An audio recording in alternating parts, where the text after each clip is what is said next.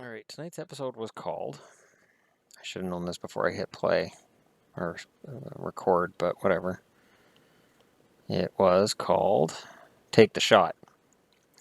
Now, early in the season, they had the android boot up another version of herself, and that allowed a virus onto the ship, apparently.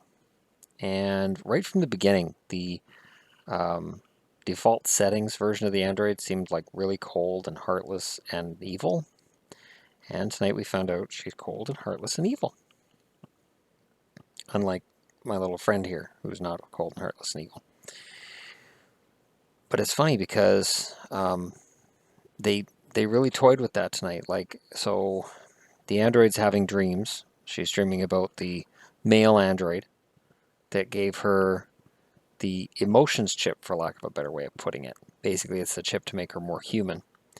And it's been revealed through the alternate universe version of the android that it was two who upgraded her personality and made her more human. Likely because she needed a friend. Although, I doubt it. I honestly think the reason 2 did it is going to be revealed in the season finale. I think there's going to be something a little more sinister to it. Because it was the version of 2 that was Portia Lynn, that was the evil one before she had her memory erased and then she became a good guy. Dark Matter tonight, again, showed why it's ahead of Killjoys. So if you watch my Killjoys reaction video, I spend most of the episode going, what? Huh? Tonight's episode of Dark Matter was simple. The android has developed a fault, to quote Doctor Who. The android puts herself in recharge, and when she goes into recharge, the default settings avatar version of her goes crazy with this virus, takes over the ship. I'm in charge of everything. I'm going to destroy everybody. I'm going to kill everybody, kind of thing. And the whole episode, you're wondering who's really causing this havoc. 2, 3, and 4, all of their memories, their brains, everything that they are, is linked with the ship. So, because they have a neural link with the ship, the evil version is able to mess with their heads and give them hallucinations to distract them from what's going on. So 4 has to fight with Chicky Poo there from his home world that calls him a coward and, oh, you need to reclaim your throne and you're useless, you're nothing. 2 sees a horrible bunch of men who are going to tie her down and cut her brain out and do all kinds of operations on her to test and see how her nanites work. Thanks to Wesley Crusher from last week. And then 3 sees his long-lost love, and she tells him that he should kill himself so they can be together because he killed her. He did kill her, kind of, sort of. She was dying, and when they thawed her out of stasis, that was what finished her off. That was what killed her. They weren't able to fix what was wrong with her, and she died. So that was the emotional arc for 3, and again, it shows that he has regrets. But this entire episode was one narrative. What's wrong with the android? There was no complex, this person's dead, that person's dead. Nick showed again in this episode why I think she kicks ass. It's like, okay, I need to punch 2 in the face. Yeah, I can do that. She has no allegiance to anybody on this ship. She'll just punch whoever in the face for whatever reason. And I like that about her. The android really, I wasn't sure how this was going to end. And I like a show like that. I like a show that sort of makes me wonder, okay, where is this going? And I didn't know where it was going. And I like that. I didn't know if the android really was responsible, if it was some kind of a link between her and the male android that gave her the emotions chip. Maybe he was controlling her remotely from another area nearby and using it to take over the ship. We don't know what the motivation is of those other androids yet that gave her the chip. Do we, Kitty? So the plot line right now is one of what happens with the android. What happens with 2? What happens with all of these plot lines that have to be wrapped up next week during the 2-parter? I'll find out on the 11th. Not the 9th, when they're actually on. I'll find out on the 11th when they're rebroadcast because of the concert next Friday. Hey, kitty.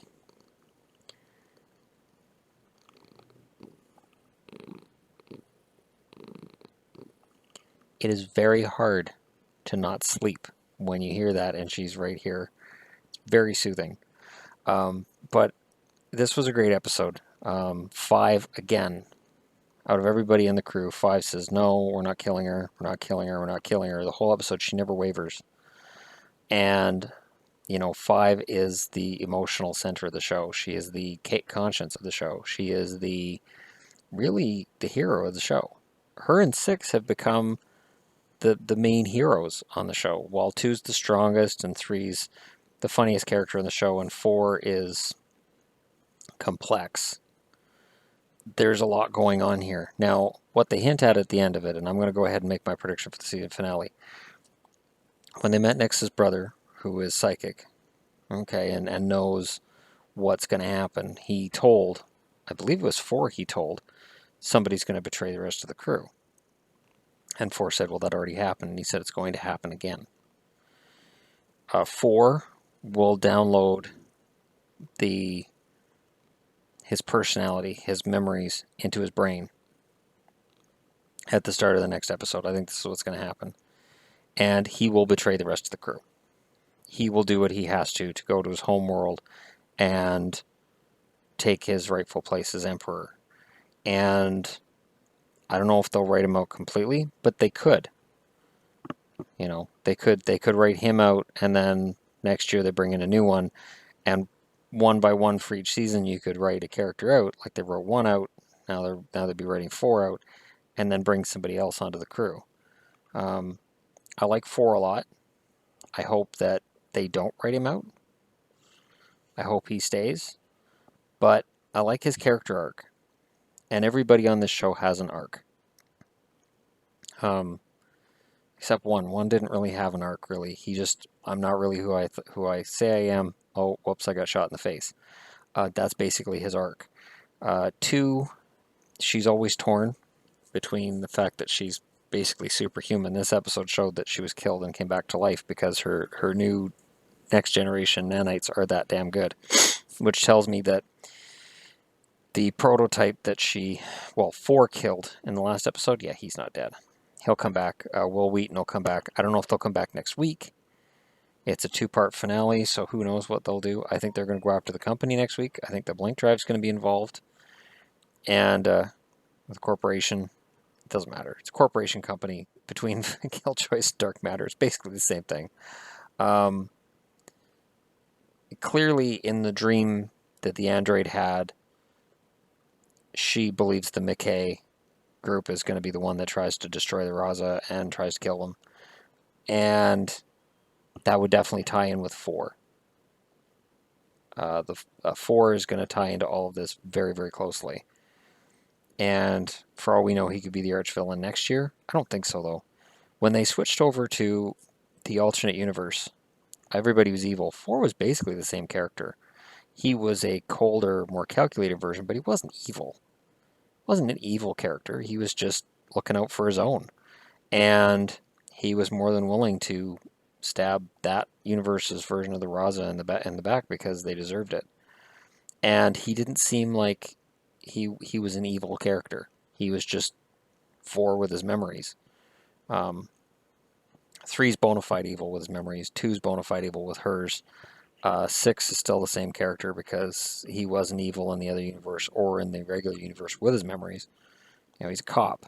So, or their version of a cop. But I'm very interested next week. Tonight was a lot of fun. I really enjoyed watching it. And it proved once again. This tonight proves. I like Killjoys. Love Johnny. If Johnny and the chick with the robot arm had a spin-off next year, or next year was just about them, and you get rid of all the green goo and Dutch and all that, I think I'd enjoy the show quite a bit. But that's not going to happen. So, they're going to do the Sheldon ran away from home thing on Killjoys with Johnny now running away from home. So he'll come back. it's an iffy cliffhanger, honestly. If the show had got canceled and that's how they ended it, I think I would have been okay with it. Maybe they were thinking that when they wrote it. Maybe they weren't sure they would get a season 3, so they thought, well, let's give it an ending just in case we don't get a season 3. And when you think about it, you know, you kill off Potter, you kill off Klein, you kill off the evil bitch that killed Potter, you send Johnny away with the chick with the robot arm. That's pretty much concluding the entire series. So, you know, yes, Dutch is sworn to go and kill the girls she's cloned after, but you know, you could end the series without worrying about any of that. You really could. So, be interesting to see where it goes from there. Um, now that they have a season 3 and Dark Matter has a season 3, they're both fantastic shows. If you haven't watched it, um, this entire review isn't going to make sense to you anyways. So you can binge watch it and you won't even remember what I've been talking about by the time you get to this episode. You'll be like, oh, okay. It is the most unique science fiction show I've seen since Andromeda. And it is the most interesting science fiction show I've watched since... Now I'm looking at my Doctor Who lamp and it's looking at me. No, Doctor, you're not in danger. I consider Doctor Who way up here. But in terms of sci-fi shows based in North America, I got you, Doctor. I would say it's the most interesting I've watched since Star Trek Next Generation. I'd put it in that category. And again, it's that the characters are always true to themselves, and I don't get confused watching an episode. I genuinely don't know what's going to happen. I can call things that are going to happen a moment before they happen, but in terms of at the start of an episode going, oh, it's going to end here, that never happens. And that's refreshing. Because almost every show that I watch, I can, at the start of an episode, go, oh, I know how this is going to end. And with some shows like The Walking Dead, I may watch the first 5 minutes and the last 5 minutes and just skip everything in between because it doesn't matter. Sad but true. That does happen. So I would never do that with Dark Matter, and I look forward to next week watching the season finale. And as I've said before, season 1's on Netflix in Canada. I don't know if it's on Netflix in the US or not. I highly recommend it. Could not recommend it enough. If you're in Canada, you can watch season 2 episodes on the Space Channel's website. If you're in the US, I don't know if it's on the Sci-Fi Channel's website or not. There's these illegal things called torrents. I don't know if any of you have ever heard of them. I would never do it. Actually, honestly, to be completely honest, I've never done it. I downloaded a torrent once of Evil Dead, the original 1983 classic. And I downloaded it, and it was a pain in the ass, and I couldn't, I'm like, oh, fine, I'll take this one.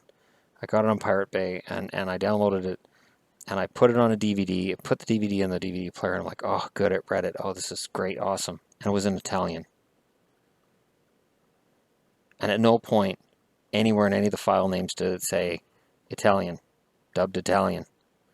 So in that moment, I went, okay, so I've wasted hours.